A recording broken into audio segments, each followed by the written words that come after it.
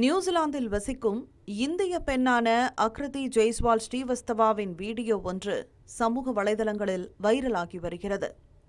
அக்ருதியின் மகன் கெவின் 10 நாட்களாக கடுமையான இருமலால் அவதிப்பட்டு வந்த நிலையில் உடல்நிலை மோசமடைந்ததால் உள்ளூர் மருத்துவ மையத்தை அவர் தொடர்பு கொண்டுள்ளார்.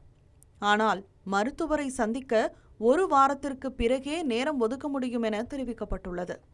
இதனால் அதிருப்தியடைந்த அக்ருதி முன்பதிவு தேவையில்லாத இரவு நேர அவசர மருத்துவமனைக்கு மகனை அழைத்து சென்றுள்ளார். ஆனால் அங்கும் நோயாளிகள் அதிகளவில் இருப்பதால் புதிய நோயாளிகளை சேர்க்க முடியாது என வாசலிலேயே அறிவிப்பு பலகை வைக்கப்பட்டிருந்தது. இதனை வீடியோவாக பதிவு செய்து சமூக வலைதளத்தில் பகிர்ந்த அக்ருதி, நியூசிலாந்து போன்ற வளர்ந்த நாட்டில் மருத்துவரை சந்திப்பதே பெரும் போராட்டமாக இருப்பதாக வேதனை தெரிவித்துள்ளார்.